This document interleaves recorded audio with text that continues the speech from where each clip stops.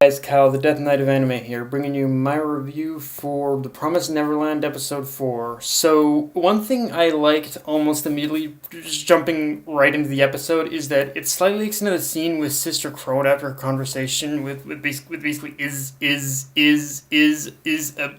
Bella, which like what they did is they took like just a scene from like another chapter and kind of put it in and put it together with another chapter, so they kind of extended it that way.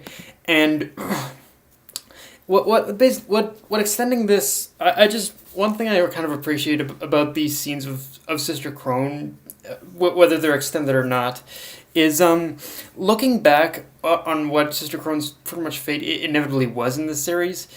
I like how a lot of what we get with Sister Crone actually helps us in order to appreciate her, in order to appreciate her a lot of her role in the story, and just and what she does. Like it helps us get invested a lot more in Sister Crone, and even is a Bella. So yeah, like trust me when I say this.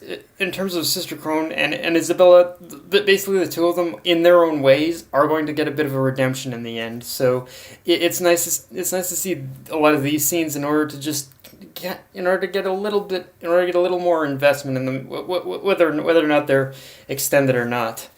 Um, Another thing that was extended is that we got to see a lot more of the tag training, which is kind of one of the go-to things to extend in an episode. But it does better show the progress that the kids are making, as well as one major reveal, which is that Norman wants to speed up the escape for basically 10 days from now. Which when I first read that in the manga, I thought he was nuts in very much the same way that the Prince Ray was. Like when I read that, I was acting it in a similar way to pretty much how Ray did. But it didn't take, after reading that chapter, it didn't take too much long after for me to realize that, yeah, if you want to throw Isabella off, then a preemptive strike is the best way to do it. Although after what we learned in this episode, it's debatable as to whether or not that pretty much works or not. In fact, I think. After the reveal, the one big reveal at the end, among the many others within this episode, I think it's fair to say that things are going to get a little bit messy from here for sure. But anyway, let's kind of talk at least about one of the reveals first, which is that with this whole reveal of Norman wanting to speed up the escape date, the biggest thing to take away from that, or hell, just the episode in general, every time it focused on the three of them on the three of them together, is that it helped reinforce just how dire the situation is, and in terms of Emma, just from trying to in order to digest that they're escaping a lot sooner than later. The thing with Emma in that situation is that you do start to see the cracks, and just you do start to see the cracks, as well as just and a lot of Emma's optimism. And a lot of Emma's optimism is starting to wane in this episode. Like, but it's very small, and there are moments that you barely even notice if you weren't paying attention. But if you do notice, there are times where Emma is starting to lose a lot of that optimism about making sure everyone escapes slowly but surely, and a lot of what Emma goes through in this episode for sure is going to be like a starting point that is going to be is almost like a starting point to where Emma eventually ends up when in the climax of this whole escape. Like, the climax is definitely where Emma kind of has to deal with basically with every single one of her decisions that's just made up to this point. So yeah, just keep an eye on that for sure. So Emma So Emma, Norman, and Ray pretty much choose to include Don and Gilda into their plan in this episode. And I'll be honest, there was a little bit of exposition about of Emma, Norman, and Ray talking about lying to Don and Gilda. That was cut, but I'll be honest, but they actually but there was a bit of exposition even before Emma, Ray, and Norman actually confronted Don and Gilda before about them discussing about them lying to them, and and that was cut, but I'd say that basically cutting out all that exposition, it still worked out in the anime's favor as we got this very eerie and uncomfortable pretty much POV scene of the three of them just ascending the stairs in its place. Which, yeah, if there's one thing I'll still and always give praise to the anime for, it's how it really and so easily sets an atmosphere. Like whether it's creepy, joyful, or whatever, it really knows the cues it needs to hit in order to just make us pretty much feel an emotion in just one scene. Like just that one scene of them ascending the stairs was enough to kind of send a little bit of goosebumps up my spine for sure. But yeah, so yeah, it was just a little bit of a scene they cut. But looking back, I guess it wasn't really all that important because they still kind of addressed it too.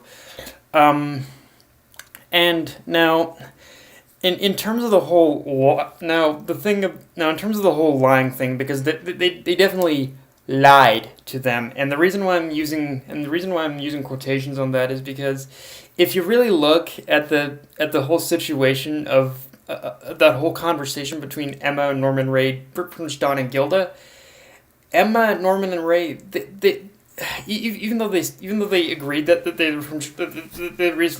they were gonna tell a lie in order to get Don and Gilda on their side, if you really look at that, I don't think that really I don't think you can say that Emma or any of them even really lied, because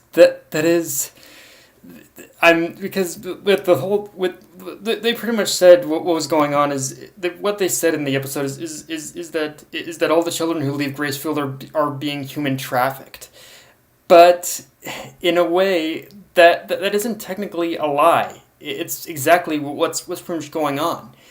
I'd say that the only thing that they did is that they told the truth, but they left out a little information, which is the stuff about the demons. So it's like, yeah, it's one of those ironic things where I guess technically they of course did lie just from the fact of not mentioning the demons, but overall you can't really say that they even lied, that they pretty much told the truth. So because that's exactly what's going on. Pretty much all the kids are being human trafficked. I mean they're being killed obviously, but human trafficked nonetheless. And it's kind of, in that way, it's kind of unnerving how easily you can actually agree with the fact that these kids are all victims of that of human trafficking. But because it's something else. But just the whole lie. It didn't really even turn into a lie to begin with. It turned into a lie. It was a lie that they intended to tell that turned into a truth. So it's a really weird situation with that, but it works. It works out in its favor too, though, because it works in a way. It's kind of one of those lies that isn't really a lie. In a way, in order to get Don and Gilda on their side, I guess that's what you can take away from it. Now, one thing I'm kind of disappointed in this episode is that in the manga, there was pretty much a very creepy scene, even before Gilda enters Sister Krone's room, of Sister Krone herself actually sneaking up behind Gilda and grasping onto her shoulder, pretty much catching her off guard, but they completely cut that out, which I see as a missed opportunity because that was a really creepy scene. But on the flip side, I do got to give the animators and artists credit for basically going all in with Krone's creepy face when she confronted Gilda, when she was confronting Gilda about pretty much how much knowledge she about what pretty much Emma had pretty much told her, and actually that scene, and actually what I really like about that scene in particular about Sister Crone confronting Gilda is that actually making that scene a lot more of a close up than like a medium shot than a medium wide shot in the manga actually worked in the anime's favor because that one scene was better done here better done here than definitely in the manga only because of that one change like they actually well like just by doing a close up of Sister Crone's face it made the scene creepier and while I still am a little iffy on a lot of Sister Crone's facial expressions. At least I can say that at least one scene of her like face of her expressions was genuinely terrifying to me. And yeah, I've been beating around the bush about it for a while, so let's talk about it, which is the final scene of Norman exposing Ray as the traitor, which yeah, I'm not gonna beat around the bush any longer. He is, in fact, the traitor. Like, and looking back, I think looking back, it's one of those interesting things. The thing about this particular reveal is that even though. Even though there are a lot of visual cues, definitely in the early parts of the series that support Norman's accusation, it's also kind of one of those things where I'd pretty much say it was pretty much still hidden extremely well because even as a manga reader looking back on this I'm like, you know what, I think the anime actually may have kept the secret a little better hidden than the manga. Like it still basically did good it did that.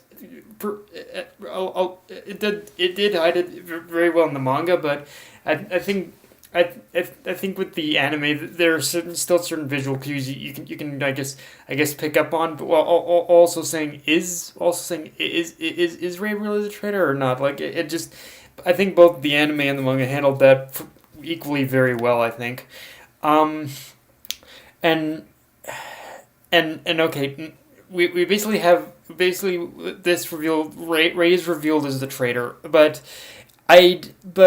in terms of the accusation, in terms of why Ray is the traitor, is something else entirely. And honestly, I dare say Ray not only becomes honestly one of the most intriguing characters to watch, but from here we're really gonna start ramping up on the intensity on basically everything and just how dangerous the situation actually is within Gracefield. Like if you thought everything if everything about Gracefield was intense, everything that's going on inside Gracefield was intense before, like from here everything is gonna start picking up. Like just the intensity, just the intensity, the freaking suspense, just everything that we've slowly been building up to.